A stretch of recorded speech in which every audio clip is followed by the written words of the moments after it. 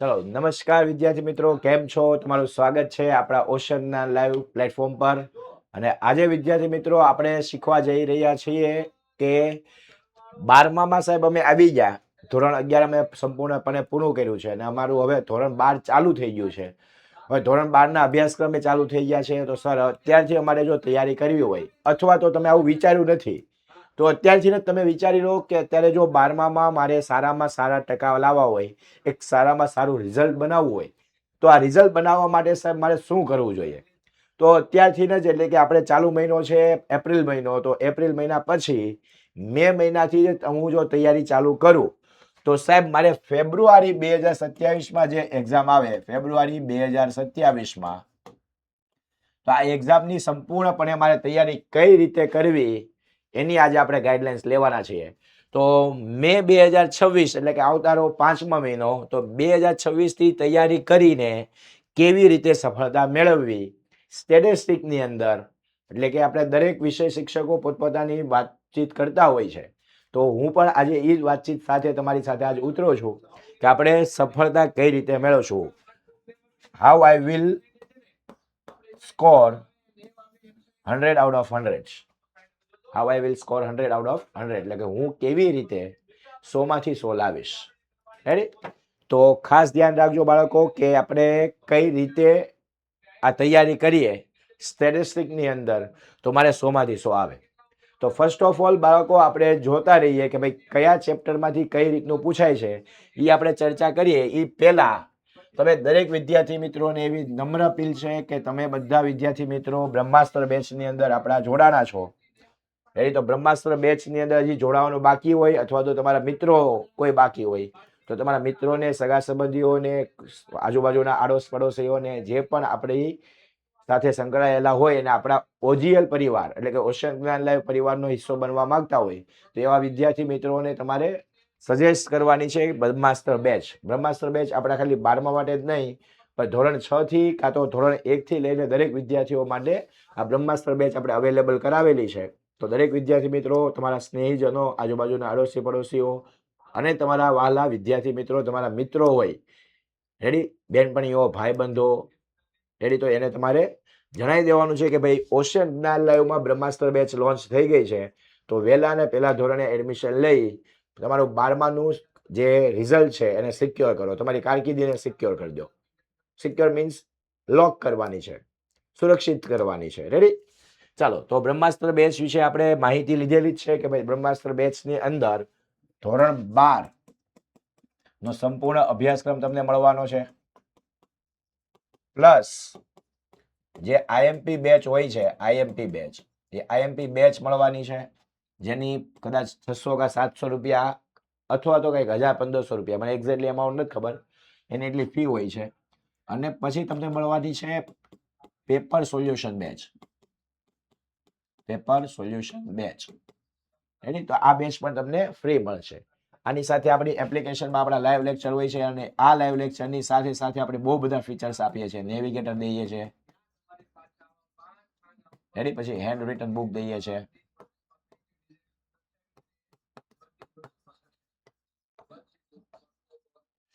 Ready. આ બધી વસ્તુઓ આપણે આપણા બ્રહ્માસ્ત્ર બેચની અંદર આપીએ છીએ. આની સિવાય પણ આના ઘણા બધા ફીચર્સ આપણી એપ્લિકેશનની અંદર રહેલા છે. તો આ બધા ફીચર્સ સાથે તમે કનેક્ટ થશો અને એક્સેસ મળશે તમને, તો તમને ખ્યાલ આવશે કે કેટલી અનહદ અદ્યતન સુવિધાઓ રહેલી છે, નવી નવી ટેકનોલોજી છે. અહીંથી અમે તમે હેન્ડ રેઝ કરો તો અમે તમને એલાઉ કરીએ તો તમે ત્યાંથી પ્રશ્ન પૂછી શકો. લાઈવ ક્લાસની અંદર તમે તમારા પ્રશ્ન પૂછી શકો. તો આ બધી વસ્તુઓ આપણે ચાલુ કરેલી છે, જે ગુજરાતમાં સૌ પ્રથમ ચાલુ કરવા વાળા આપણે છે બાળકો.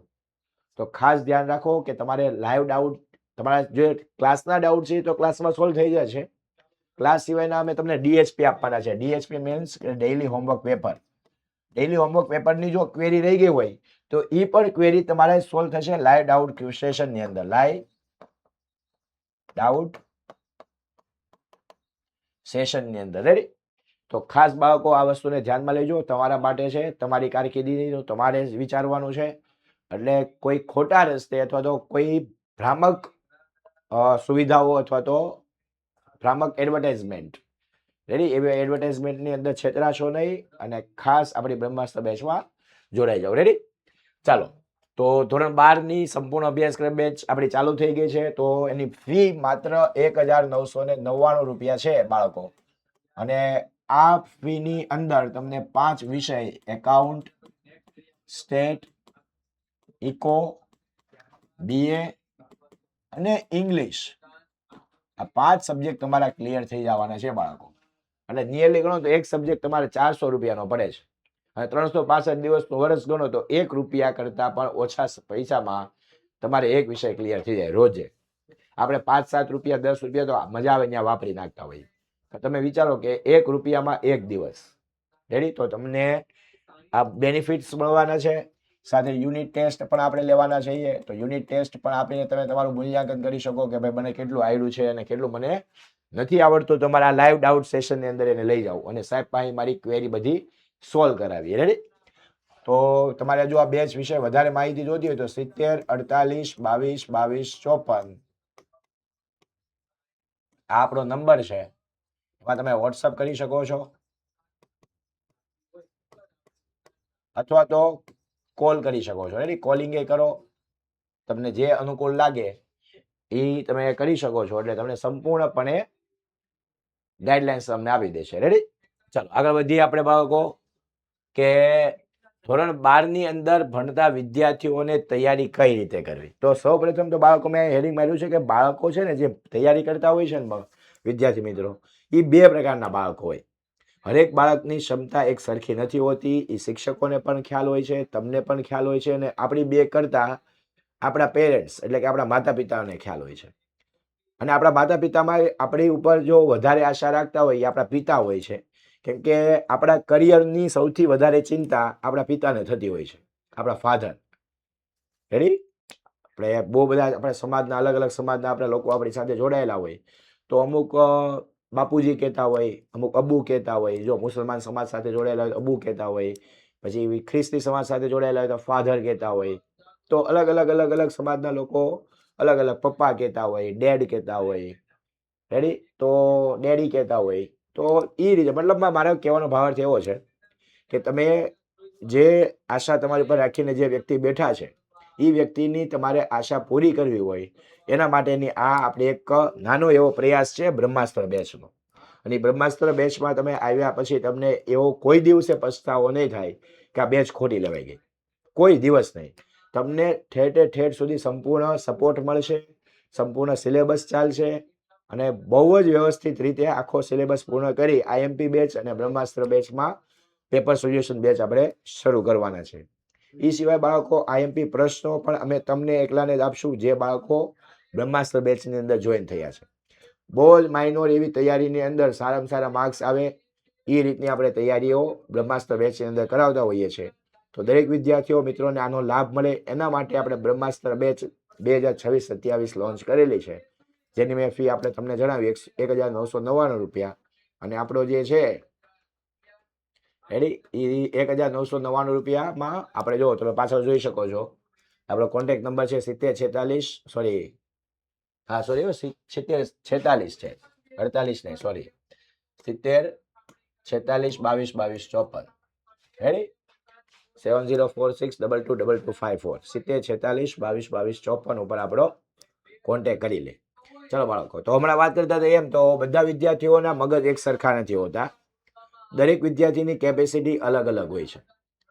તો હોશિયાર તો સમજો ને કે ભાઈ જે બાળકો તમે હોશિયાર છો એ તો એને કાંઈ કહેવાની જરૂર નથી. તો એ એની રીતે બધા મહેનત કરતા જ હોય છે. એની વિશે પણ છે હોશિયાર બાળકોને છે ને તૈયારી કરતા છે ને એને ધ્યાન રાખવાની બાબતો બહુ હોય. ક્યાં ક્યાં ધ્યાન રાખવાનું છે, કયા પ્રશ્ન ટ્વિસ્ટેડ થઈ શકે એમ છે, કયા પ્રશ્નોમાં રકમ ફરી કેમ છે, દાખલાનું લેવલ કયા હદ સુધી ટફ કરી શકે એમ છે. આ બધી નાની નાની બાબતો ક્યાં ભૂલ ન થવી જોઈએ, અર્થઘટન લખવાનું ભૂલાવવું ન જોઈએ, અક્ષર બરાબર હોવા જોઈએ, દાખલા આડાઅવળા ન થાય એનું ધ્યાન રાખવું જોઈએ. હરેક બાબતનું તમારે ધ્યાન રાખતું રહેવાનું છે બાળકો. અને 100માંથી 100 લાવવાના છે. જે બાળકો એને એમ છે કે અમે નબળા છીએ, અમારે એટલા બધા માર્ક્સ નથી આવતા સર, તો અમે કેટલા માર્ક્સ લાવીએ કે તો તમારી પાસે પણ જો યોગ્ય મહેનત કરવાવાળા અને કરાવવાવાળા બંને હોય, તમે તો યોગ્ય મહેનત કરવા માંગતા હોય ને અહીંથી અમે યોગ્ય મહેનત તમને કરાવીએ તો 100% બાળકો તમારું પરિણામ સુધરે. હું ત્યાં લગીને ગેરંટી લઉં કે જો તમારે 11મા ધોરણની અંદર સ્ટેટની અંદર 33 જ માર્ક્સ આવ્યો હોય, 33 ઓનલી, એટલે કે ઓલા પાસ નાપાસ થવાની પાળી ઉપર બેઠા હોવ ને, 33 એટલે પાસ થવું અને નાપાસ થવાની પાળી ઉપર બેઠા, 34 આવે તો પાસ, 32 આવે તો નાપાસ. તો 33 એ એક એવી બાઉન્ડ્રી છે પાસ અને નાપાસની વચ્ચેની બાઉન્ડ્રી, એની પાળી બનાવીને પાળી ઉપર તમે બેઠા હો. તો ત્યાંથી લઈને 80-85 માર્ક્સ સુધી પહોંચવું એ બહુ મોટી વાત છે. તો ત્યાં સુધી આપણે પહોંચાડી શકીએ. જો તમે નબળા છો તોય, હોશિયાર હોય તો એને કંઈ કહેવાનું નથી આવતું, મધ્યમ હોય તો કંઈ કહેવા નથી આવતું, મધ્યમ વાળાને પણ અમે સંપૂર્ણપણે તૈયારી કરીને એક્ઝેક્ટલી ક્યાં પહોંચાડી દેશું? 100 પાસ. 100 નો આવે ક્યાંય નહીં, પણ 90+ તો આવશે. જે વિદ્યાર્થીને 11મા ધોરણમાં જો 60 સ્ટેટની અંદર આવે, 60, તો એ વિદ્યાર્થીને સમજી લેવાનું કે મારે 12મામાં જો હું બ્રહ્માસ્ત્ર બેચ જોઈન કરી લઉં, 100% હું તમને ખાતરી આપું છું, અમે અહીંથી જે મહેનત કરાવીએ અને તમે દિલથી મહેનત કરશો, પ્રામાણિકતા હોય, હાથે ઉપર હાથ રાખીને તમારે એમ કહેવું પડે કે ભાઈ સર અમે તૈયારી કરવા માટે, મહેનત કરવા માટે તૈયાર છીએ. તમારે જેટલી મહેનત કરાવે એટલી કરાવો, બાકી અમારે 60 ના 92, 95, 97 કરવાનું થાય છે. અને સાહેબ અમે એટલી મહેનત કરશું, અમે 100માંથી 100 લાવવા તૈયાર છીએ. તમે કીધું ને અમે કરી નાખ્યું. જો આવી ધગસ હશે, આવું ડેડિકેશન હશે, તો 100% તમે સફળ થશો ને થશો. તો તૈયારી બે પ્રકારના વિદ્યાર્થીઓને ધ્યાનમાં રાખીને કરવાની હોય છે. એક તો નબળા વિદ્યાર્થીઓ છે, રેડી, નંબર 1 નબળા વિદ્યાર્થીઓને ધ્યાનમાં રાખીને તૈયારી થાય, અને નંબર 2 હોશિયાર વિદ્યાર્થીઓને ધ્યાનમાં રાખીને તૈયારી થાય. હોશિયાર વિદ્યાર્થીઓનું ધ્યાન ખાલી એટલું રાખવાનું હોય છે બાળકો કે ભૂલ ના થાય, ઓવર કોન્ફિડન્સ ના આવી જાય. તો ઓવર કોન્ફિડન્સના કારણે મારો દાખલો ખોટો પડે, મારા દાખલાની અંદર કાંઈક ને કાંઈક મિસ્ટેક રહી જાય.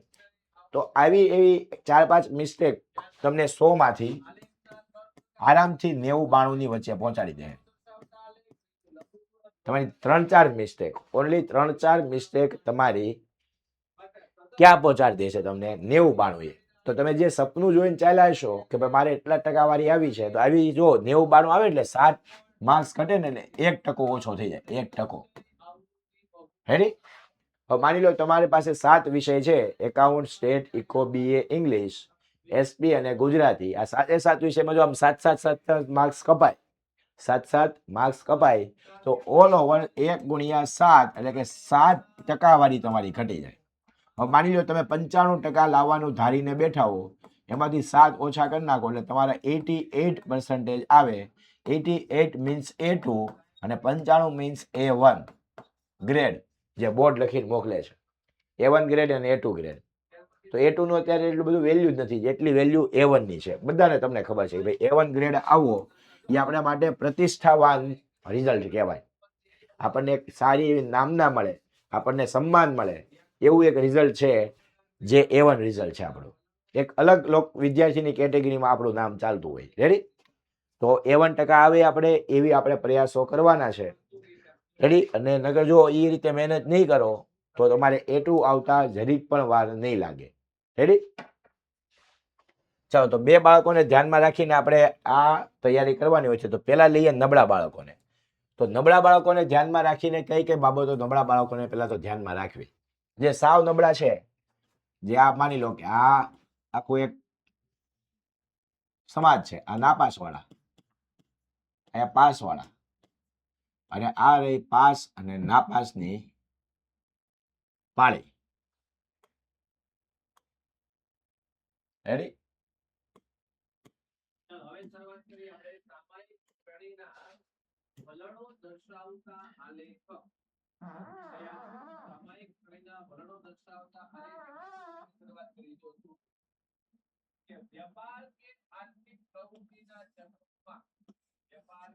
આ છે પાસ અને નાપાસ થવાની પાળી.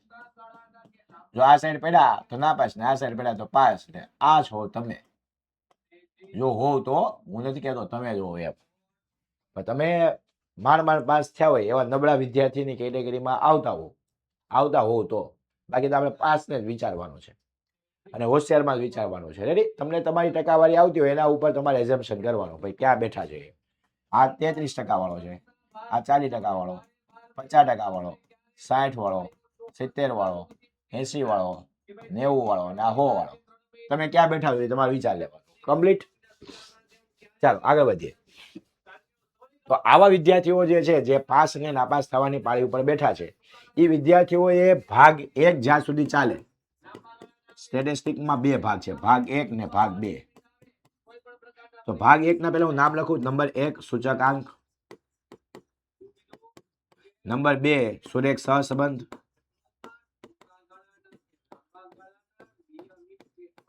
ત્રીજો નંબર છે સુરેખ નિયત સંબંધ,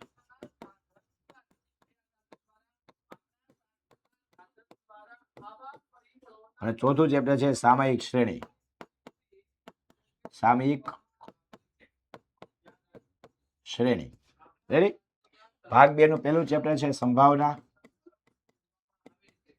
બીજું ચેપ્ટર છે અસતત. પહેલા તો યાદચ્છિક ચલ,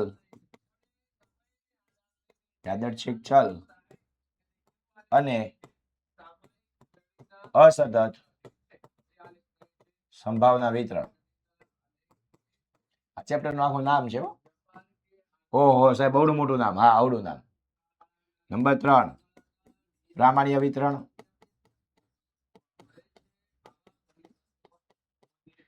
ચોથું ચેપ્ટર લક્ષ,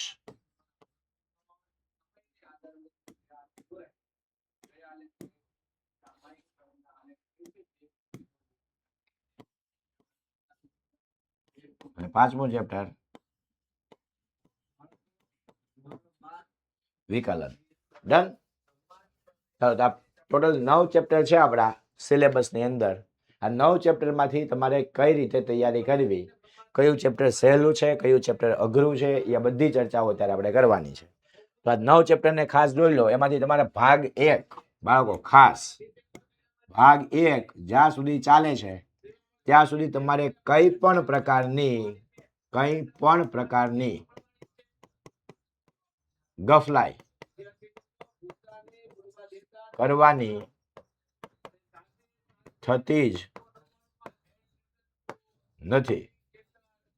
જો તમારે પાસ થવું હોય, એક સારામાં સારી ટકાવારીએ પાસ થવું હોય, તો આ ભાગ 1 જ્યાં સુધી આપણો બ્રહ્માસ્ત્ર બેચની અંદર ચાલતો હોય, તમે બ્રહ્માસ્ત્ર બેચ જોઈન કરો અને ભાગ 1 આપણો જ્યાં સુધી ચાલતો હોય ત્યાં સુધી કાંઈ પણ બાબતની આપણે ગફલાઈ નથી કરવાની. નો રજા, નો કઈ પ્રસંગમાં જવું, નો કાંઈક જવું, કઈ દોસ્તારે કાંઈ સારા મોડા બાબત કઈ બાબતમાં નથી જવાનું. તમારું DHP એટલે કે ડેલી હોમવર્ક પેપર થઈ જાય, તમારે રેકોર્ડિંગ થઈ જાય, રિવિઝન થઈ જાય, પછી તમારી પાસે જો સમય પડ્યો રહેતો હોય તો હું રોકવા વાળો કોઈ નથી, તો બિંદાસ જાઓ. પણ આપણું કાર્ય અધૂરું હોય અને આપણે મોજ શોખ કરીએ એ યોગ્ય નથી. જો પાસ થવું હોય તો આ તમારી કરિયર, તમારું ભવિષ્ય, કારકિર્દી બનાવવાનું વર્ષ છે. જો આને ગફલાઈમાં કાઢી નાખ્યું આખું જિંદગી તમારી રીતે કાંઈ નહીં થાય.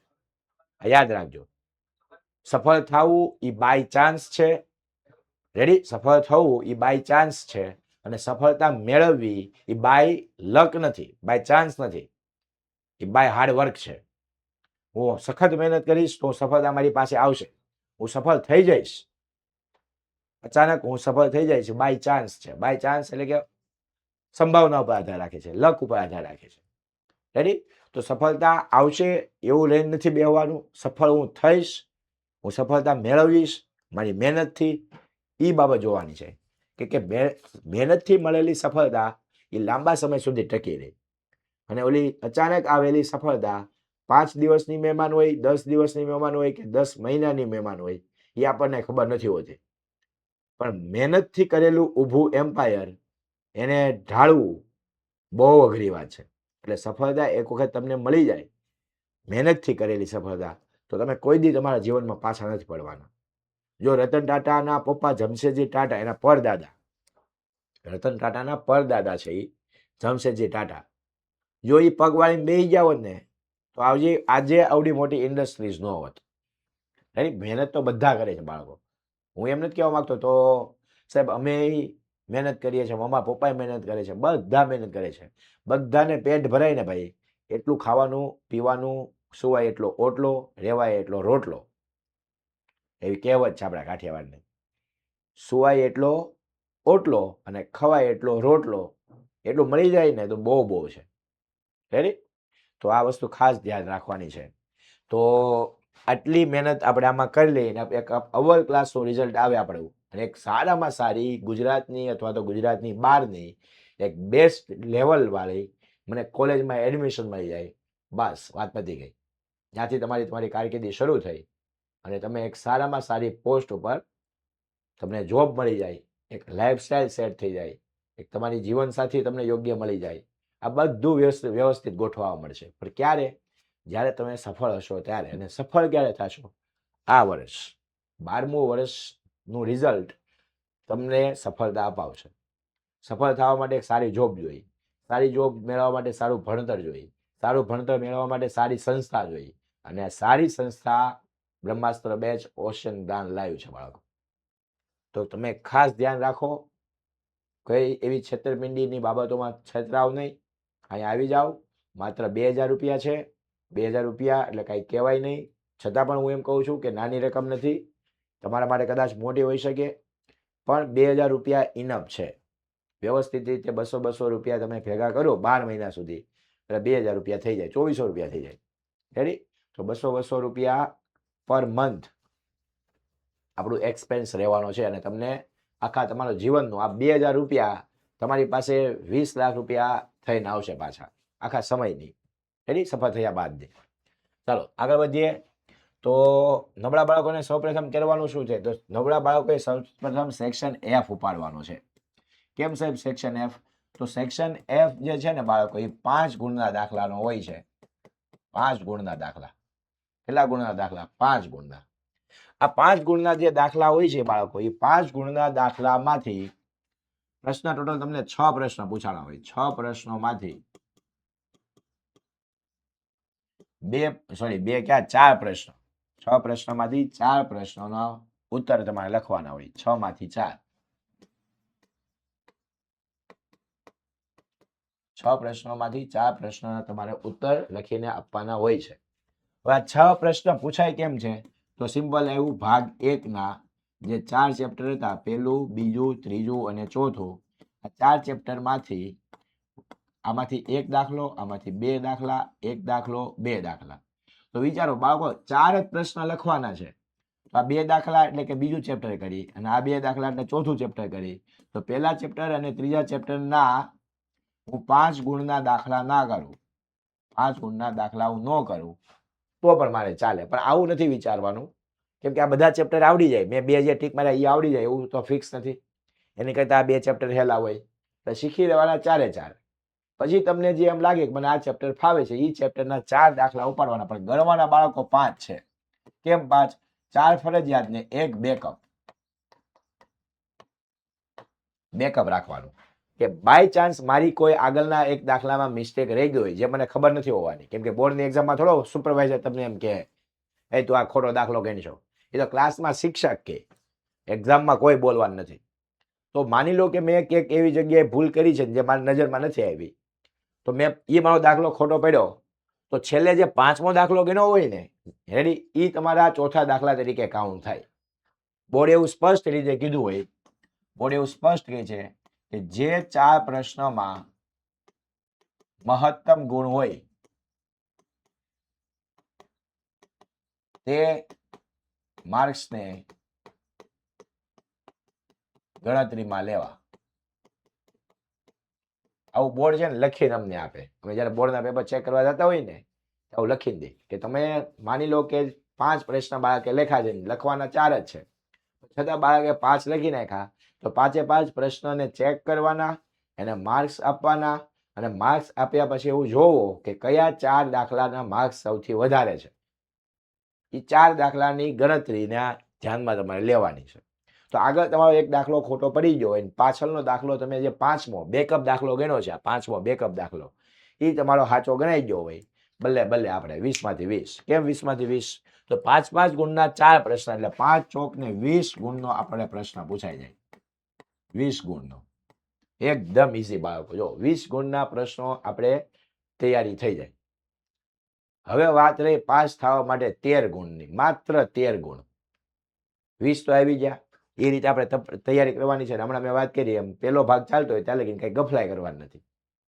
ગફલાઈ ન કરીને વ્યવસ્થિત મહેનત કરી અને સેક્શન એફ ના 5 દાખલા ગણ્યા એટલે 20 માંથી 20 ગણી લેવાના.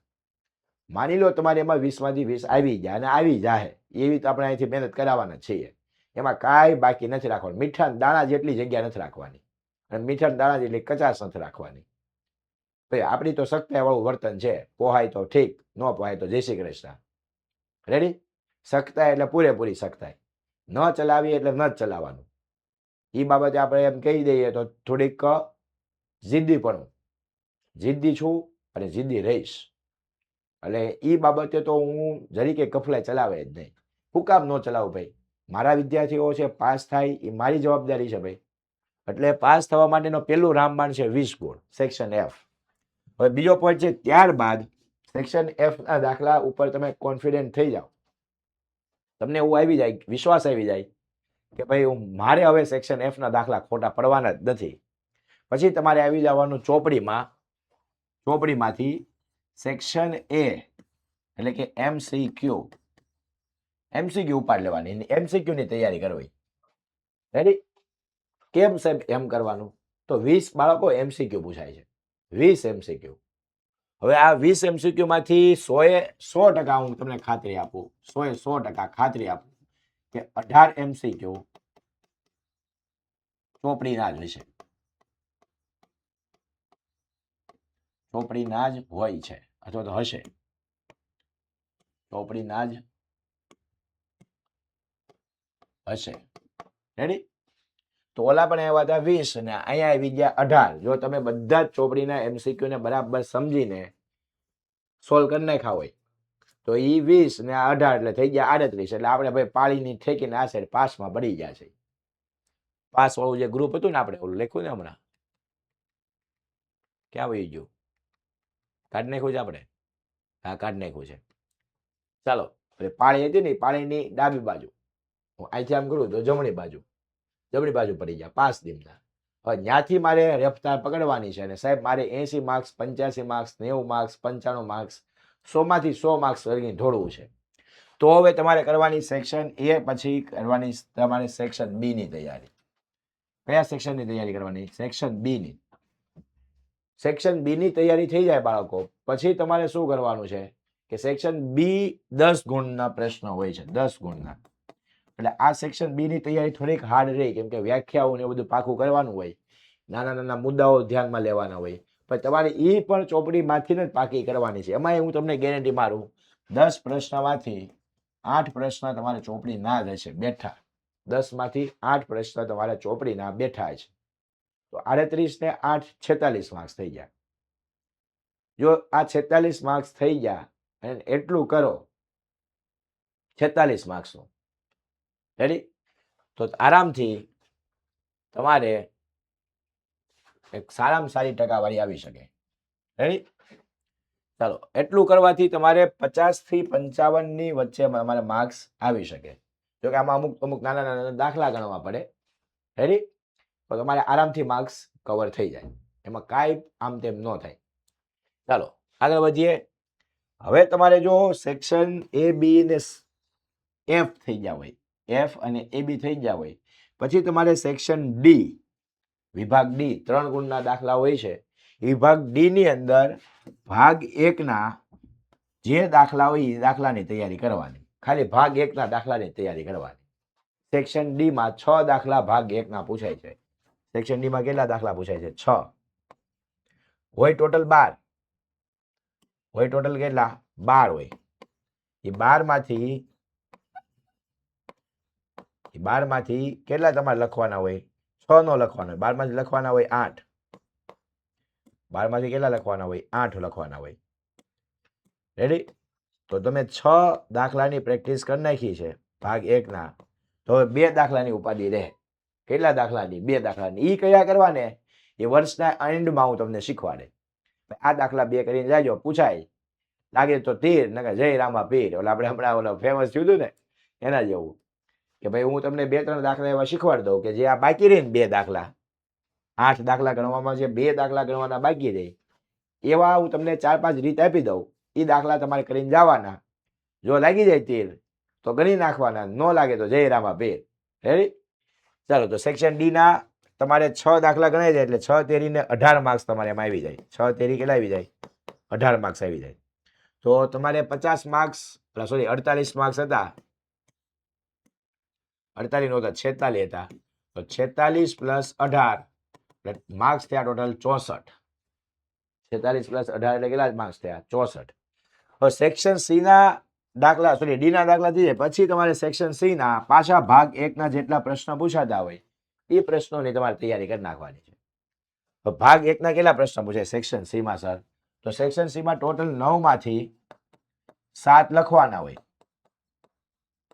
9 માંથી કેટલા લખવાના હોય? 7. અને 9 પ્રશ્નમાંથી 4 પ્રશ્ન ભાગ 1 ના હોય. 4 પ્રશ્ન એના હોય ભાગ 1 ના. કેટલા પ્રશ્ન બાળકો? 4 પ્રશ્ન. તો 4 પ્રશ્ન તમે ભાગ 1 ના કરી નાખો એટલે 4 દુ ને 8 માર્ક્સ. આમાં 8 માર્ક્સ તમારે એડ થઈ જાય. કેટલા માર્ક્સ એડ થઈ જાય? 8. તો 64 ને 8 કેટલા થાય? 72. 72. રેડી? 72 માર્ક્સ થયા. અને 72 માર્ક્સ આવી ગયા પછી તમારે સેક્શન ઈ માં પ્રામાણ્ય વિતરણનો દાખલો એક 4 ગુણનો પૂછાય છે સીધી રીતનો. સાહેબ કેમ સીધી રીતનો? તો એમાં દાખલા ગણવાની 2 રીતો છે. તમે બ્રહ્માસ્ત્ર બેચમાં જોડાઈ જશો ત્યારે હું કહીશ કે કઈ રીત સીધી છે ને કઈ રીત ઉલટી છે. એક સીધી રીતનો અને એક ઉલટી રીતનો 2 રીતના દાખલા પૂછાય છે. તેમાં સીધી રીતનો દાખલો તમને આરામથી આમ રમતા ચપટી વગાડતા વગાડતા આવડી જાય. એ રીતે આપણે શીખવાડી દેવું. તો 4 માર્ક્સ ઈ એડ થાય તો +4 એટલે તમે આરામથી 76 આરામથી ખાલી ભાગ 1 ઉપર ડિપેન્ડ રહી તમે 76 માર્ક્સ બાળકો લાવી શકો. ભાગ 1 અને ભાગ 2 ના અમુક દાખલા ને એમસીક્યુ ઉપર. રેડી? 76 માર્ક્સ લાવી શકો આરામથી એકદમ બિંદાસ. કાંઈ એટલી બધી મહેનત નહીં, પણ મહેનત ખરી એની રિવિઝનની. સતત ને સતત દાખલાની પ્રેક્ટિસ, દાખલાના થિયરીની વાંચવાનું, સતત ને સતત વાંચતું જ રહેવાનું. અને સતત ને સતત દાખલાની પ્રેક્ટિસ કરતી જ રહેવાની. રોજ જે 45 મિનિટ નો અડધી કલાક નો પૂરી કલાક, ચાલો તમારા માટે 45 મિનિટ ખાલી રોજે 45 મિનિટ તમારે સ્ટેટિસ્ટિક લઈને બેસી જવાનું અને એ સ્ટેટિસ્ટિકને રિલેટેડ જે પણ ટોપિક તમને ગમતો હોય એ કરવા મળવાનું. જ્યાં અધૂરું મૂક્યું હોય ત્યાંથી શરૂ કરો, પાછું અધૂરું મૂકીને ત્યાંથી શરૂ કરો અને તમારું સ્ટેટિસ્ટિકની આ રીતે તૈયારી પૂરી કરો અને તમારે આરામથી કેટલા 76 માર્ક્સ એટલે કે 70 થી 75 વચ્ચેની માર્ક્સ તમારે આવી જશે. આ વાત થઈ ગઈ નબળા બાળકોની કે સાહેબ અમારે આ કઈ રીતે તૈયારી કરવાની. તો જે પ્રશ્ન પૂછાય કેવા હોય ને ત્યાર પર બ્રહ્માસ્ત્ર બેચમાં એમ કહ્યું આ દાખલો બ્રહ્માસ્ત્ર બેચમાં એમ કહી કે આ દાખલો નબળા વિદ્યાર્થી માટે છે, નબળા વિદ્યાર્થીઓ ધ્યાનમાં લઈ. એટલે નબળા વિદ્યાર્થીઓને ધ્યાનમાં લઈ લેવાનું કે કયા સેક્શનમાં સર પૂછશે આ. એટલે હું તમને કહી દે આ સેક્શનમાં પૂછાય ને એવા દાખલાની પ્રેક્ટિસ મળવાની કરવા. રેડી?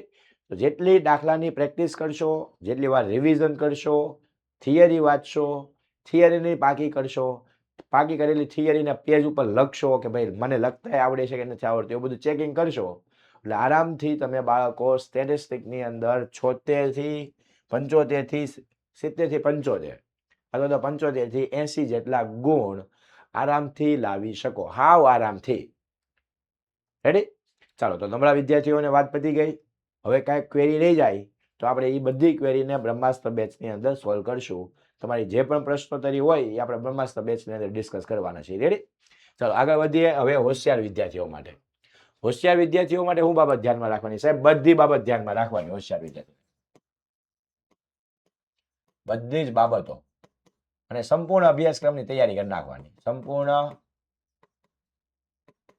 અભ્યાસક્રમ, સંપૂર્ણ અભ્યાસક્રમની તૈયારી. ભાઈ તમને કાંઈ છૂટછાટ નથી મળવાની ભાઈઓ તથા એની બહેનો. તમને હોશિયાર છો 100 માંથી 100 લાવવાનો આપણો ટાર્ગેટ છે.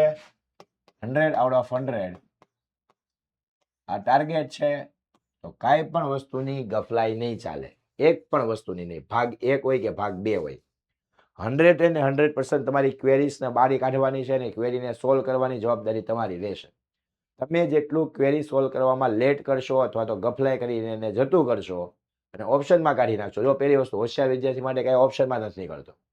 નબળાને ઓપ્શનમાં કામ નીકળે? નથી આવડતું, નથી લખવું, હાલો ઓપ્શનમાં કાઢી નાખ્યું. હોશિયાર વિદ્યાર્થીને આવડતું હોય, નથી આવડતું તો શીખવું પડે.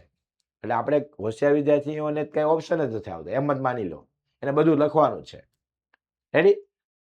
તો સંપૂર્ણ અભ્યાસક્રમ ઉપર ધ્યાન આપવું. હા, એક છે કે ભાઈ કયા કયા દાખલા અથવા તો એવા પ્રશ્નો છે એ આઈએમપી છે એની વિશે ચર્ચા કરશું આપણે પેપર સોલ્યુશન બેચમાં ને આઈએમપી બેચમાં. રેડી? આપણે આફ્ટર 12th સંપૂર્ણ અભ્યાસક્રમ પૂરો થાય ત્યારે આપણે બધી ચર્ચા કરીશું કે કયા ચેપ્ટરમાંથી કયા કયા દાખલા કરવા જ જોઈએ જે બોર્ડની એક્ઝામમાં પૂછાવાની શક્યતા બહુ જ હાઈ છે, બહુ જ વધારે છે. રેડી? તેવા દાખલા આપણે કરતા રહીશું. અત્યારે હોશિયાર બાળકોને શું ધ્યાનમાં રાખવાનું છે? હોશિયાર બાળકોએ બધું આવડતું તો હોય જ, તમારે બાળકો લખવામાં ધ્યાન રાખવાનું છે. પુરવણીની અંદર પુરવણીમાં લખવામાં ખાસ ધ્યાન રાખવાનું છે. હું બાળકો દિલથી મારે રોજગાર ઉપર ઉભો રહીને કહું છું, હોશિયાર બાળકો છે ને એ પેપરમાંથી જોઈને ક્વેશ્ચન પેપરમાંથી જોઈને પુરવણીમાં હરખી રકમે નથી ઉતારતા. મને જો અત્યારે જો રૂવાડા ઊભા થઈ ગયા, આવી વાત ક્યારેક મને યાદ આવી જાય એટલે મારા ગુઝબમ્સ ઊભા થઈ જાય. તો મારે એવું કેવું છે કે યાર તમે એટલી બધી તૈયારી કરો છો તો જોઈને તમે રકમ ન હરખી લખવામાં પાણી ફેરવી નાખો છો, તમારી મહેનતનું હાવ પાણી ફેરવી નાખો છો. અરે એટલી બધી શું ઉતાવળ છે કે તમારે એકારે આખી રકમને મોઢે કરીને પછી તમારે પુરવણીમાં લખવી પડે? એક પોઈન્ટ લખો ને ભાઈ, શું ઉતાવળ છે તમારે એટલી બધી? અરે તમે પેપરમાંથી હરખી જોઈને રકમ નથી ઉતારી શકતા.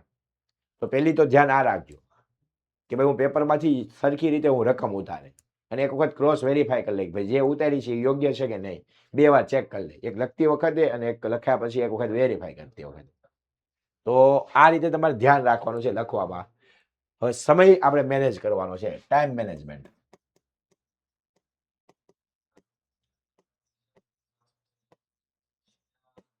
રેડી?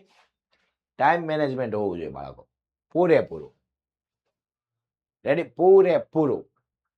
તમારી પાસે ટાઈમ મેનેજમેન્ટ નથી તો તમે સક્સેસ થવાના ચાન્સીસ ઘટી જશે, સફળ થવાના ચાન્સીસ ઘટશે. તો મેં મારી રીતે ટાઈમ મેનેજમેન્ટ કરાવડાવ્યું છે બાળકો પાસે અને એકદમ સક્સેસફુલ રહ્યા છે બધા બાળકો. ટાઈમ મેન એવું છે કે 3 કલાક છે આપણી પાસે. 3 કલાક કઈ? 3 વાગ્યાથી 4 વાગ્યા સુધી, 4 થી 5, 5 થી 6, 1 કલાક અહીંયા, બીજો કલાક અને ત્રીજો કલાક. 3 થી 6 વાગ્યા સુધીની આપણી એક્ઝામ હોય છે. 3 વાગ્યાથી 6 વાગ્યા સુધી. રેડી? અને પછી આપણે હજી હું તમને એક પોઈન્ટ ઓફ વ્યૂ કહેતા રહી ગયો તો કે 3 થી 6:15 ની એક્ઝામ હોય છે. 3 વાગ્યાથી 6:15 વાગ્યાની. 3 વાગ્યાથી 3:15, 3:15 થી 4:15. અક્ષર થોડાક નાના થતા છે, ચાલો અક્ષર મોટા કરી દઉં.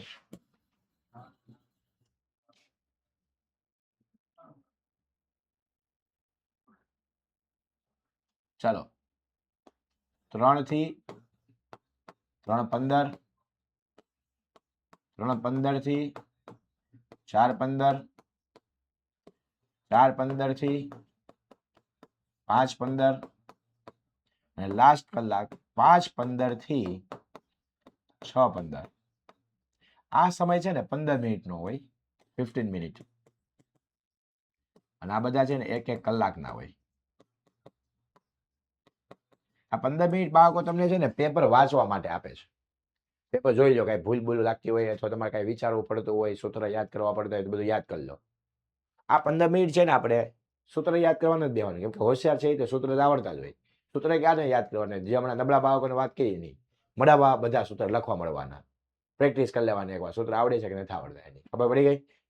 ચાલો, તો 15 મિનિટમાં છે ને જે હોશિયાર બાળકો જે છે ને એને શું કરી દેવાનું, એસક્યુ ને એમસીક્યુ સોલ્વ કરી નાખવાના. એબી સેક્શન મળવાના, યાદ કરીને ટીક મારવા.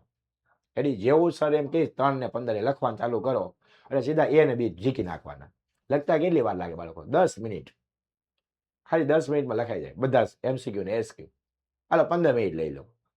15 મિનિટમાં તમે સેક્શન એ અને સેક્શન બી લખી નાખો. હજી તમારી પાસે વધી ઈ કલાકની 45 મિનિટ. એમાં તમારે લખવાનું છે પહેલા સેક્શન એફ.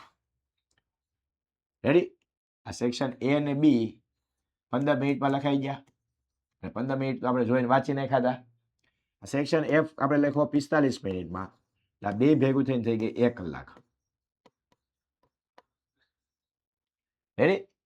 હવે વધી છે 2 કલાક. ચાલો આ 1 કલાક પૂરી. હવે વધી છે 2 કલાકની. 2 કલાક લખવા માટે તમારી પાસે છે ટોટલ 3 સેક્શન, સી, ડી અને ઈ. કેમ કે A B C D E F આ લખીએ. ચાલો, એ બી સી ડી ઈ અને એફ આ 6 સેક્શન હોય છે આપણા પેપરમાં.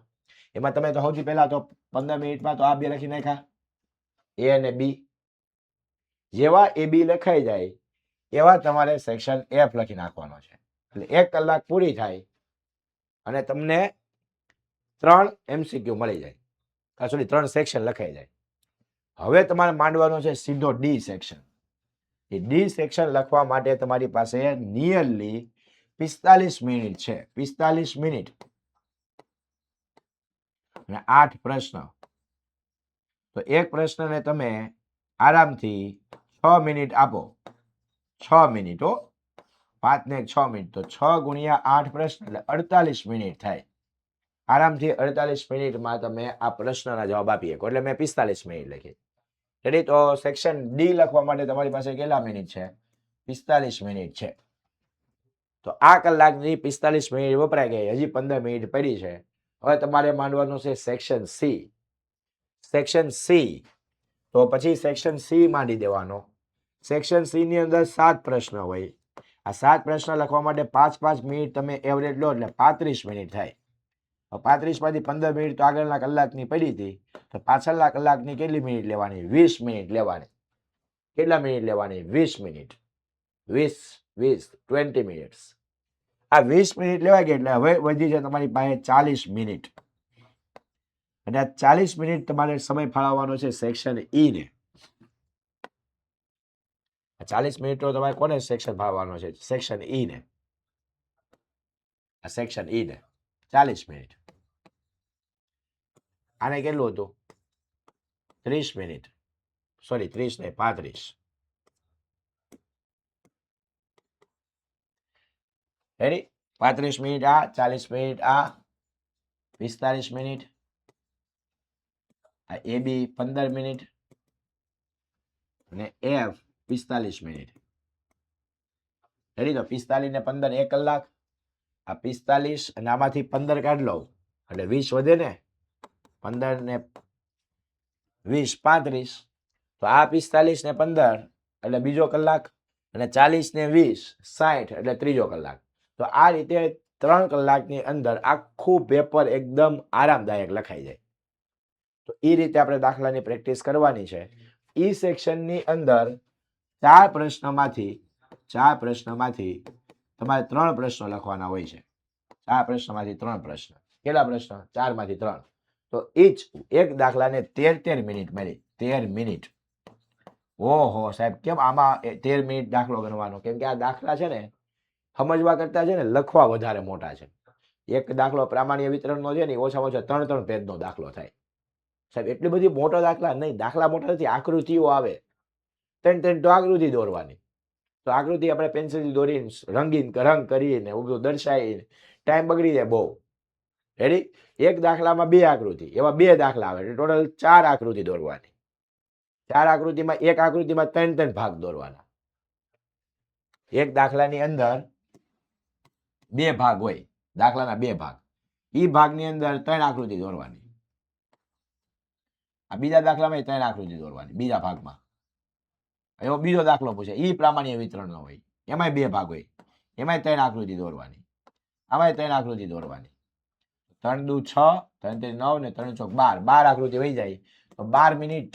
1 મિનિટ માની લો કે 1 મિનિટમાં આકૃતિ દોરે, પોસિબલ જ નથી. 1.5 મિનિટ વહી જાય તો 18 મિનિટ તો ખાલી આકૃતિ દોરવામાં જાય. 12 મિનિટ લખવામાં જાય તો 30 મિનિટ. તો તમારે આ 2 દાખલા જ ખાઈ લીધી. 30 મિનિટ વધી. કેટલી મિનિટ? 40 મિનિટ આપણે ફાવી છે ને, 10 મિનિટ વધી. એના માટે એક દાખલો પડ્યો છે. અને હું તો એમ કહું કે ઈ સેક્શન અને એફ સેક્શન એમાં બધા છે ને ખાલી કીધા હોય ને એટલા દાખલા નથી ગણવાના. હોશિયાર વિદ્યાર્થી હોય તો નહીં. સેક્શન એ બી આખા હોય. એ બી આખા.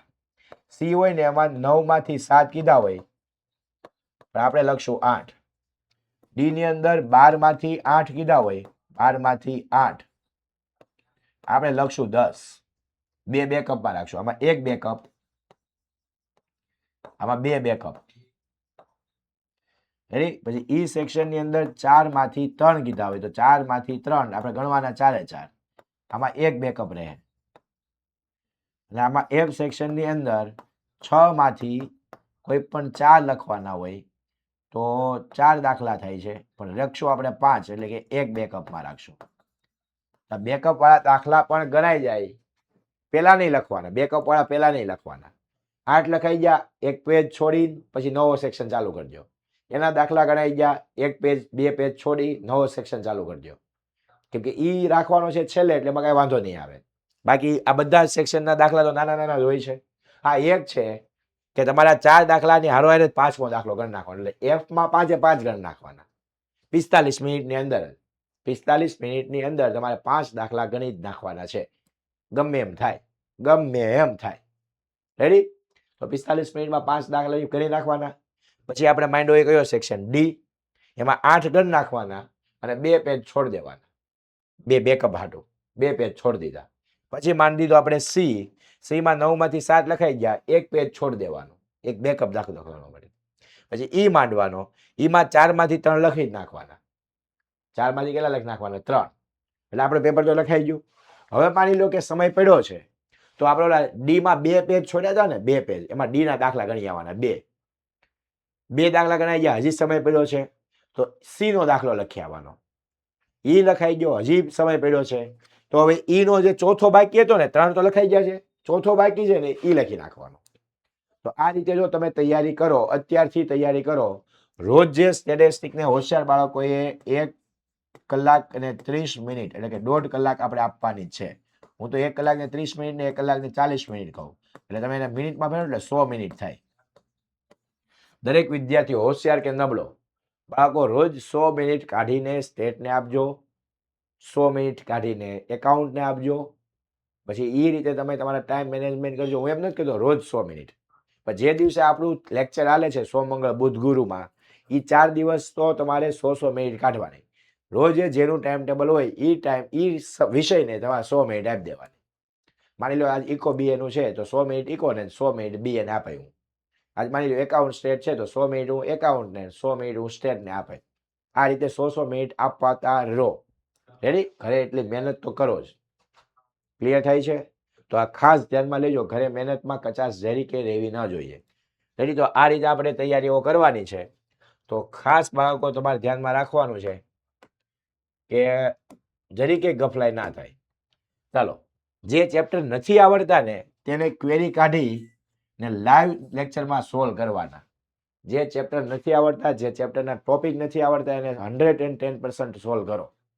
110% સોલ્વ કરો. આપણે લાઈવ ડાઉટ સેશન થવાના છે, ખબર છે ને? બ્રહ્માસ્ત્ર બેચ જેને સોલ્વ કર્યું છે ને એના લાઈવ ડાઉટ સેશન લેવાના છે આપણે. અઠવાડિયામાં કદાચ 1 કે 2 આવશે. એમાં તમારી બધા વિષયના શિક્ષકો આ લેક્ચર લે તો તમારે જે તે વિષયના શિક્ષકોને જે તે વિષયની તમારી ક્વેરી કહી દેવાની અને બધા શિક્ષકો તમારી બધી ક્વેરી સોલ્વ કરાવી દે. રેડી.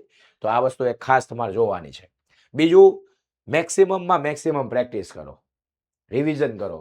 કિલોના ભાવે પસ્તી લઈ આવો, કોરા કાગળની, અને એમાં પ્રેક્ટિસ જ કર્યા રાખો. દાખલાની પ્રેક્ટિસ પ્રેક્ટિસ પ્રેક્ટિસ. એકનો એક દાખલો 2 વાર 3 વાર 5 વાર ગણો. રેડી. પ્રેક્ટિસ કરો કે ભાઈ કોની જગ્યાએ હું કઈ કિંમત મૂકું છું, કોની જગ્યાએ હું કઈ કિંમત મૂકું છું, કોના વડે કોણ ભગાય છે, આવું વિચારતા રહો. ક્યાં ભગાય છે, હું કામ ભગાય છે, આ બધું વિચારતા રહો. પ્રેક્ટિસ જ કરો નકરી. આ 1 વર્ષ ખાલી મહેનત કરવાની છે. આ 1 વર્ષ મહેનત કરી સારા ટકા લાવી દીધા, સારી કોલેજમાં એડમિશન મળી ગયું એટલે તમે યાદ રાખજો, રાજા થઈ જાઓ. સફળતા તમારા પગ ચૂમશે, પણ જો તમે એક સખત, મહેનતી, પરિશ્રમ કરનારા, પુરુષાર્થ કરનારા વ્યક્તિ હોશો તો. રેડી. તો આ ખાસ ધ્યાન રાખજો. ચલો, જે ચેપ્ટરના દાખલા ઓપ્શનમાં નીકળી શકે છે તેને ઓપ્શનમાં કાઢવાનું રાખો. ચાલો, મેં એમ કીધું 6 માંથી 5 ગણવાના છે તો 5 ગણવાના છે, એક તો ગણવાનો જ નથી. તો એ દાખલો આવડતો નથી ને, જે એ દાખલાને ઓપ્શનમાં કાઢવાનો. મેં હમણાં વાત કરી હતી કે નહીં? શું કરી હતી કે ભાઈ ડી માં 12 માંથી લખવાના 8 છે, પણ આપણે 10 લખશું તો 2 દાખલા તો આપણે લખવાના જ નથી. હા કે ના? પૂછાય તો 12 છે ને, પણ એમાં લખવાના 8 છે, લખવાના 10 છે. તો બે દાખલા જે લખવાના નથી ને એને ઓપ્શનમાં કાઢી નાખો. એ કયા ચેપ્ટર ઓપ્શનમાં કાઢો અથવા કયા દાખલા ઓપ્શનમાં કાઢો? જે દાખલા તમને આવડવાના જ નથી, જે દાખલા આવડે છે, રેડી, એ દાખલાની મેક્સિમમ પ્રેક્ટિસ કરો. જે ચેપ્ટરના જે દાખલા નથી આવડતા એને ઓપ્શનમાં નીકળી શકે એમ છે, એને ઓપ્શનમાં જ કાઢી નાખવાના. એની વાય બહુ મહેનત નહીં કરવાની. સમયનો બરબાદી આપણે નથી કરવાની. Time is money, time is gold money. Ready? તો આપણે એમાં મજા આવે, એમાં સમય નથી બગાડવાનો. સમય એમાં બગાડવાનો જે આવડે છે ને એમાં રિપીટેશન ગયા રાખી. કમ્પ્લીટ.